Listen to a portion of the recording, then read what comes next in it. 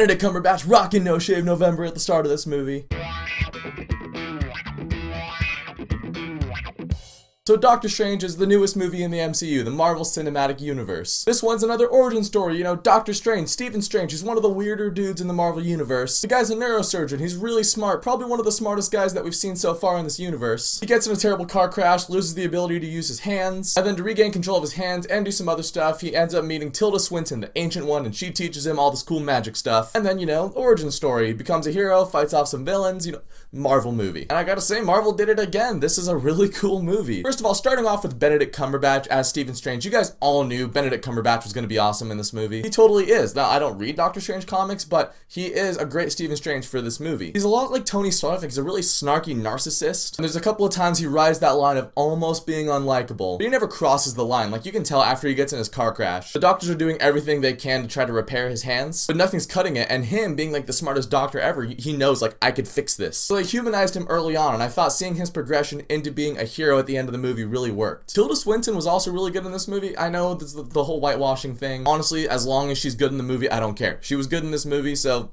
whatever, that's all in the past now. And one of the standouts for me in this movie was Chiwetel Ejiofor. I don't actually think I've seen him in I didn't see 12 Years a Slave. I know the guy can act though, and in this movie he acted his face off. What I liked about his character is that, yeah, he goes along with what the Ancient One is doing, but at the same time, he's not like Spock. He doesn't just go along with it just for the sake of, alright, Ancient One, you said so let's do this. No, he's still a human being. He has thoughts and questions and doubts sometimes. And seeing where he comes from in this movie and him dealing with Doctor Strange, this new reckless guy that's entering into their world, I just thought all that was really cool too. Now, Mads Mikkelsen in the movie, he was fine. I thought he was alright. It's just one of those, it's a Marvel villain. And honestly, I don't go to Marvel for the villains. I usually go to DC more for the villains. Except for that one movie when they tried to put about 10 villains in one movie. Not that one. I usually go to Marvel movies for the heroes, seeing their... Marvel does origin stories really well, and Doctor Strange, great origin story. But because of that, usually in these movies, the villains kind of get sidelined, or they get, you know, they're not as impactful as they could be. So he's kind of the same thing, and I did, without getting into spoilers, I did enjoy the plight of his character. His character's got a cool arc, a cool backstory to him, but near the end of the movie, like the very last fight, Mads Mikkelsen kind of gets sidelined. I would have liked to have seen a little bit more of him. I would have liked a little bit more of a scrap with him and Doctor Strange. Like, you do get something there, but it's just not as fulfilling as I thought it was going to be. However, it's still a cool fight, and also the rest of the action in this movie was all really cool. This movie's getting a lot of comparisons to Inception. Yes, it looks a lot like Inception. However, I gotta think that this is what the Doctor Strange comics are like. I haven't read the comics. I don't know if there's big, like, cityscapes being bent over and people fighting, jumping between two buildings that are, like, parallel to each other. I don't know if that happens in the comics. I wouldn't be surprised if it did, but as far as, like, the trippy nature of the movie, like, when people were saying, this movie is so weird, it's so out there, I was thinking to myself, it's not gonna be that much different, guys. It's like, you know, like, for example, I'm a musician. I've noticed when you're hanging out with musicians and they're really talking up their gear and asking you like, what kind of drumsticks you use? What kind of guitar strings? Oh yeah, I use a Fender P867 42 57 amp. I don't know, I'm just making all that up. But the point is like, usually they say that stuff to kind of compensate for the fact that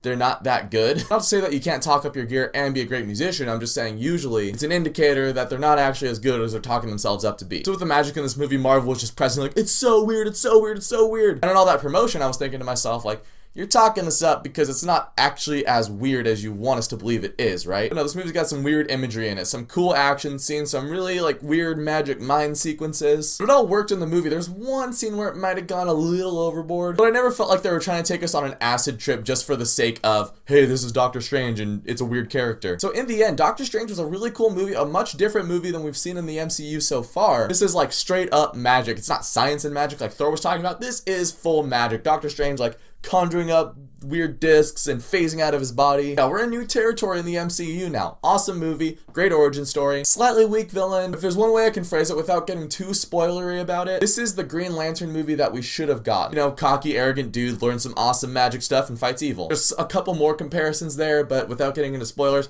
the Green Lantern movie we never got, Doctor Strange. So if you guys seen Doctor Strange, let me know what you thought of it down in the comments. And thank you so much for watching this video. If you liked it, you can click subscribe and check out some of my other stuff, and I will catch you guys next time.